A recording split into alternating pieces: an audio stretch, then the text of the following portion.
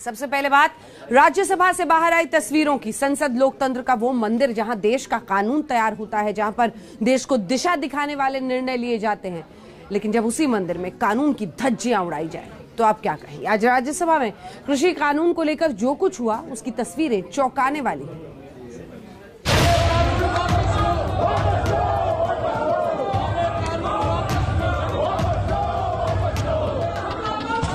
ये देश की संसद के अंदर की तस्वीरें हैं। ये दुनिया के सबसे बड़े लोकतंत्र का मंदिर है, लेकिन अंदर से आई तस्वीरें शर्मसार करने वाली हैं। कृषि कानून के विरोध में कांग्रेस सांसद प्रताप सिंह बाजवा ने संसदीय मर्यादाओं को तार-तार कर दिया।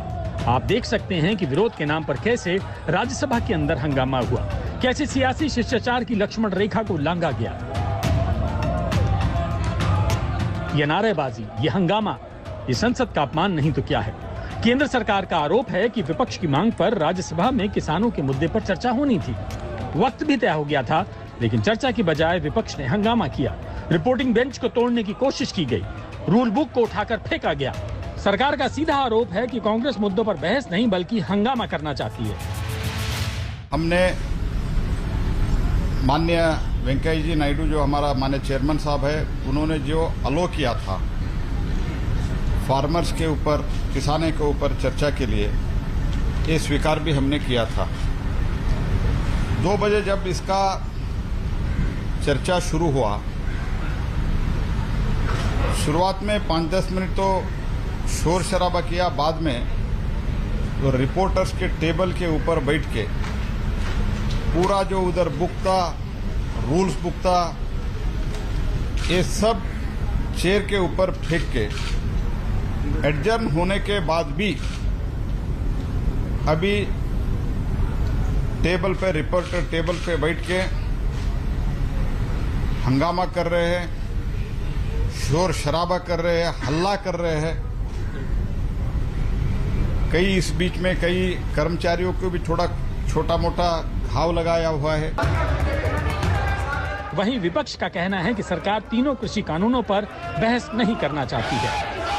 जो हमारा मसला है वो पिछले 20 दिन से लगातार 267 का अपना एडजॉर्नमेंट मोशन हम पेश कर रहे हैं। ये सरकार अंधी हो चुकी है, ये कानों से जवाब दे चुकी है, ये किसी की बात सुनने को तैयार नहीं, ना सुनने को तैयार, ना देखने को तैयार, ना कोई चर्चा करने को तैयार है। हमें मजबूर कर दिया, जो चीज हम नहीं थे करना चाहते वो भी हमें मजबूर कर दिया कि टेबल्स पर चढ़कर रूल बुक इनकी तरफ इसलिए फेंकी गई कि कम से कम रूल पढ़ लो क्या है, ये कॉन्स्टिट्यूशन के अधीन रूल क्या है, ये पावर आपको लोगों को दी हुई है, ये ऊपर से कहीं से आप रजिस्ट्री करवा कर नहीं आए, ये पावर लोगों को दी है और जो लोग पावर दे सकते हैं वो पावर छीन भी सकते हैं। और मैं किसान भाइयों को इस बात की विश्वास दिलाना चाहता हूं, आप अपनी जंग बाहर जारी रखो, हम अपनी जंग सारी ऑपोजिशन पार्टीज और विशेष तौर इंडियन नेशनल कांग्रेस आपकी जंग पार्लियामेंट के फ्लोर पर लड़ेंगे।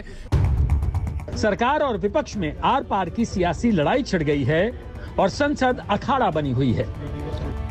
मॉनसून सत्र के पहले दिन से सरकार और विपक्ष में ठनी हुई है। पेगासस और कृषि कानून को लेकर संसद में हंगामा जारी है।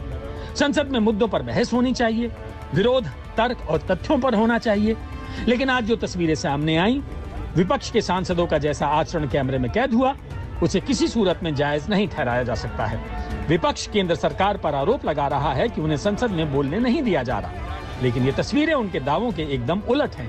सवाल यही है कि लोकतंत्र के मंदिर की मर्यादाओं को तोड़कर ये कैसा विरोध है। मॉनसून सत्र के पहले दिन से ही सत्ता पक्ष और विपक्ष में ठनी हुई है। कृषि बिलों और पेगासस के मुद्दे को लेकर के लगातार हंगामा जारी है।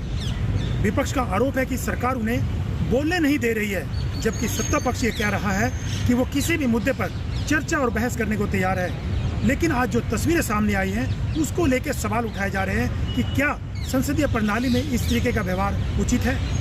अशोक सिंघल, दिल्ली, आज तक।